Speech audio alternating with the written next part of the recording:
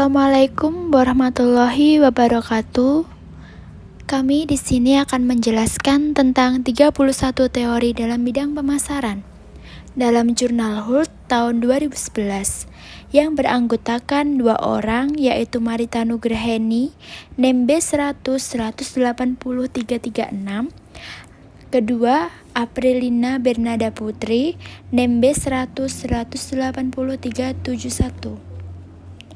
31 teori pemasaran berdasarkan jurnal Hult tahun 2011. Teori biaya penyesuaian perusahaan memeriksa hubungan perdagangan yang sedang berlangsung dan menanyakan proses mana para pihak harus menyesuaikan hubungan dengan mengakomodasikan perubahan. Kedua, ada teori agensi. Teori ini menjelaskan tata kelola perusahaan dengan menggambarkan pemilik perusahaan sebagai prinsipal yang bekerjakan agen, manajer untuk menjalankan bisnis pengoperasian organisasi. Teori perilaku perusahaan. Teori perilaku perusahaan berpendapat bahwa organisasi harus dipandang terdiri dari sejumlah koalisi dan peran manajemen adalah untuk mencapai penyesuaian konflik dan penghindaran ketidakpastian dalam batasan rasionalitas yang terbatas. Keempat, ada teori rasionalitas terikat. Teori rasionalitas terbatas. Selanjutnya, yang kelima, ada teori berbasis kompetensi, merupakan teori faktor internal dari strategi bisnis. Selanjutnya, ada teori kontingensi, adalah hasil dari desain sistem dan dipadu oleh hipotesis orientasi umum bahwa organisasi yang fitur internalnya paling sesuai dengan tuntutan lingkungan mereka akan mencapai adaptasi terbaik. Cara terbaik untuk mengatur bergantung pada sifat lingkungan yang terikat dengan organisasi. Selanjutnya ada teori elektrik produk internasional, menyediakan kerangka kerja 3 tingkatan. Selanjutnya ada teori permainan. Teori ini berakar pada matematika terapan, tetapi telah digunakan dalam berbagai bidang. Selanjutnya ada organisasi industri. Ekonomi organisasi industri berakar dan berfokus pada perilaku strategi perusahaan ekonomi. Teori ekonomi informasi adalah cabang dari teori mikroekonomi yang berfokus pada bagaimana informasi mempengaruhi keputusan ekonomi suatu perusahaan. Teori kelembagaan. Teori kelembagaan memperhatikan aspek struktur organisasi sosial yang lebih dalam dan lebih tangguh. Selanjutnya ada teori pandangan berbasis pengetahuan tentang perusahaan. Teori jaringan. Seperti teori jaringan sosial seperti yang diterapkan pada organisasi. Selanjutnya ada ekonomi organisasi alias demografi organisasi, ekologi populasi orientasi. Selanjutnya ada teori prospek. Teori prospek kumulatif sebagai versi revisi dari teori prospek asli. Selanjutnya ada teori opsi nyata, berakar pada teknik yang dikembangkan untuk menilai opsi keuangan. Selanjutnya ada teori keunggulan sumber daya. Teori keunggulan sumber daya alias teori keunggulan komparatif persaingan. Selanjutnya ada pandangan berbasis sumber daya dari perusahaan. Selanjutnya ada teori ketergantungan sumber daya. Teori ini menggambarkan sumber dan konsekuensi kekuatan organisasi yang tertanam dalam jaringan saling ketergantungan dan jaringan sosial yang berputar di sekitar kendali dan ketergantungan pada sumber daya eksternal yang vital di lingkungan.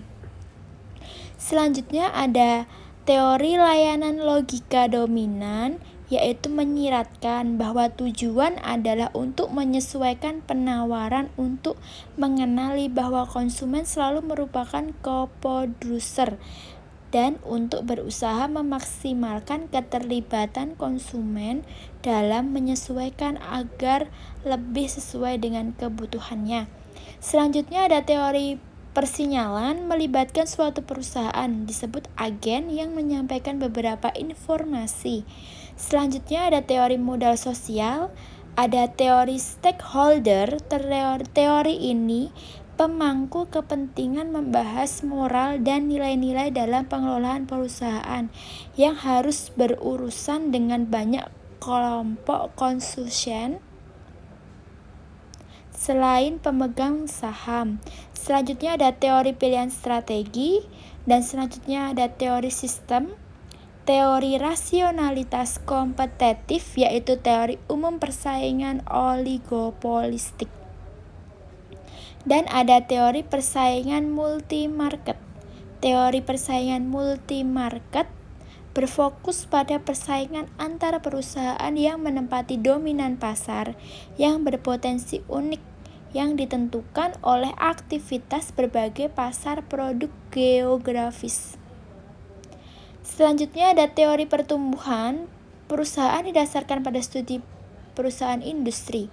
Fungsi ekonomi dan perusahaan semacam itu diasumsikan hanya sebagai memperoleh dan mengatur sumber daya manusia dan sumber daya lainnya agar secara menguntungkan memasok barang dan jasa ke pasar. Selanjutnya ada teori perusahaan multinasional. Teori keuntungan ini perusahaan multi-internasional berfokus terutama pada kontrol atau tata kelola aktivitas nilai tambahan perusahaan. Selanjutnya ada teori transaksi ekonomi, yaitu analisis biaya transaksi. Selanjutnya ada teori Eccles atas mengintegrasikan literatur dari berbagai bidang tentang karakteristik manajer puncak. Selanjutnya adalah resume jurnal yang kami cari dalam jurnal-jurnal tentang yang bersangkutan dengan 31 teori bidang pemasaran dalam jurnal Hurt tahun 2011, yaitu teori prospek menjelaskan pengambilan keputusan dalam kondisi ketidakpastian atau uncertainty. Teori prospek menjelaskan pengambilan keputusan dalam kondisi ketidakpastian. Pengambilan keputusan pembelian yang dilakukan oleh konsumen tidak semata-mata berdasarkan pertimbangan rasional semata. Aspek emosional turut berpengaruh dalam pengembalian keputusan. Dalam kondisi ketidakpastian, konsumen akan memutuskan pembelian berdasarkan pertimbangan untung dan rugi. Konsumen akan menghindari resiko jika hasil yang diperoleh dipersepsikan untung, sedangkan konsumen akan mencari resiko jika hasil yang diperoleh dipersepsikan rugi. Pada kenyataannya menunjukkan ketika mengambil keputusan pembelian yang melibatkan pemikiran mendalam, konsumen menentukan pilihan pembelian atas suatu produk tidak semata-mata berdasarkan pemikiran yang rasional. Akan tetapi, aspek emosional juga berpengaruh, menyatakan bahwa individu dalam menilai dan memilih alternatif keputusan tidak selalu konsisten dan rasional. Hal ini dikemukakan dalam teori prospek oleh Kahneman dan Tversky tahun 1979. Teori prospek, yaitu tujuan dari teori prospek adalah untuk menggambarkan bagaimana konsumen membuat keputusan jika terdapat kondisi ketidakpastian. Pada konsekuensinya, pilihannya, teori prospek dibedakan menjadi dua fase. Proses pemilihan, ada fase editing dan fase evaluasi. Yang pertama adalah proses editing meliputi 3 tingkatan. Yang pertama ada representatif, dan yang kedua ada ketersediaan atau availability, dan yang ketiga ada penyesuaian dan anchoring. Dan yang kedua adalah fase evaluasi. Yang pertama ada fungsi nilai, dan yang kedua ada pembobotan probabilitas dan penilaian sikap terhadap resiko atau risk attitude. Fase editing berisi analisis awal proses yang ditawarkan. Fase kedua prospek yang sudah diedit dievaluasi dan prospek dengan nilai tertinggi yang dipilih. Fungsi dari fase editing adalah untuk mengorganisasikan dan mengformulasikan ulang pilihan sehingga memudahkan proses evaluasi dan pemilihan produk.